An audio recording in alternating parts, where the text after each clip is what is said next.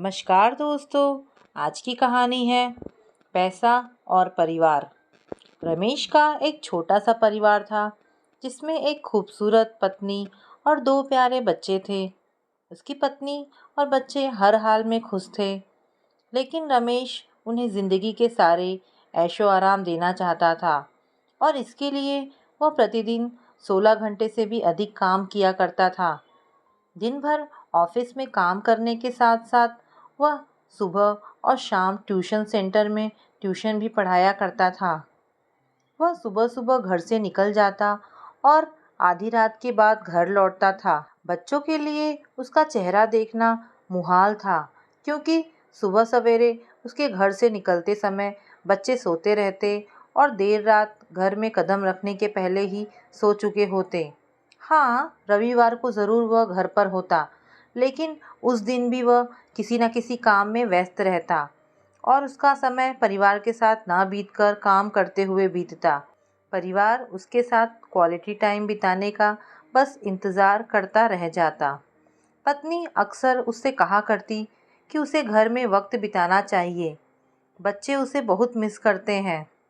उस वक्त वह यही जवाब देता कि ये सब मैं उनके लिए ही तो कर रहा हूँ। बढ़ते घरेलू खर्च और स्कूल खर्च के लिए ये ज़्यादा काम करना ज़रूरी है। मैं उन्हें एक अच्छी ज़िंदगी देना चाहता हूँ। रमेश की यह दिनचर्या वर्षों जारी रही। वह यूं ही परिवार को अनदेखा कर कड़ी मेहनत करता रहा। इसका प्रतिफल भी उसे मिला। उसे पद में उन्नति प्राप्त हुई, आकर्षक वेतन मिलने लगे। परिवार अब बड़े घर में रहने लगा। खाने पीने और अन्य सुविधाओं की उन्हें कोई कमी ना रह गई। लेकिन रमेश का यूं ही काम करना जारी रहा। वह अधिक से अधिक पैसे कमाना चाहता था। पत्नी पूछती कि आप पैसे के पीछे क्यों भाग रहे हैं? हमारे पास जो है हम उसमें खुश रह सकते हैं। तो उसका जवाब होता कि मैं तुम्हें और बच्चों को दुनिया जहाँ की खुशियाँ देना चाहता हूँ। बस कुछ साल और मुझे मेहनत करने दो। पत्नी चुप हो जाती। 2 साल और बीते। इन 2 सालों में रमेश बड़ी मुश्किल से अपने परिवार के साथ समय बिता पाया। बच्चे अपने पिता को देखने, उससे बात करने तरस जाते थे। इसी बीच एक दिन रमेश की किस्मत खुल गई। उसके दोस्त ने उसे अपने व्यवसाय में हिस्सेदारी की पेशकश की और इस तरह रमेश एक व्यवसायी बन गया। व्यवसाय अच्छा निकला और रमेश को पैसे की कोई कमी नहीं रह गई थी। उसका परिवार अब शहर के सबसे अमीर परिवारों में से एक था। उनके पास सभी सुख सुविधाएं, विलासिता थी, लेकिन अपने बच्चों से मिलने का समय उसके पास अब भी नहीं था। अब तो वह बड़ी मुश्किल से घर पर रह पाता। उसका अधिकांश समय शहर से दूर बिजनेस टूर में बीतता।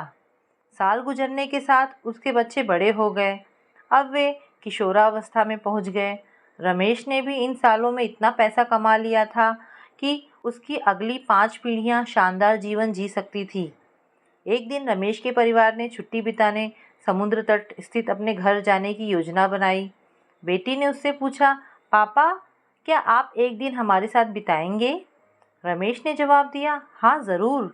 कल तुम लोग जाओ, मैं कुछ काम निपटाकर 2 दिन में वहाँ पहुँचता हूँ। उसके बाद का मेरा पूरा समय तुम लोगों का है। पूरा परिवार बहुत खुश हो गया। वे समुद्र तट स्थित अपने घर पर चले गए। 2 दिन बाद रमेश वहाँ पहुँचा, लेकिन उस दिन उसके साथ समय बिताने कोई नहीं था। दुर्भाग्य से वे सभी उस दिन सुबह आई सुनामी में बह गए। रमेश अपनी पत्नी और बच्चों को अब कभी नहीं देख सकता था। करोड़ों की संपत्ति होने के बाद भी वह उनके साथ का एक पल नहीं खरीद सकता है। वह पछताने लगा। पत्नी के कहे शब्द उसे याद आने लगे। आप पैसों के पीछे क्यों भाग रहे हैं? हमारे पास जो है हम उसमें खुश रह सकते हैं। तो दोस्तों, कहानी यहाँ पर समाप्त होती है। इस कहानी से हमें सीख मिलती है कि पैसा सब कुछ नहीं खरीद सकता, इसलिए पैसों के लिए अपने परिवार को महत्व देना कम मत करें। पैसा खो देने के बाद फिर से कमाया जा सकता है, लेकिन अपनों को खो देने के बाद दोबारा वापस नहीं पाया जा सकता। दोस्तों, आपको ये कहानी कैसी लगी मुझे कमेंट करके अवश्य बताएं और इस कहानी को ज़्यादा से ज़्यादा शेयर एंड लाइक करें। धन्यवाद दोस्तों।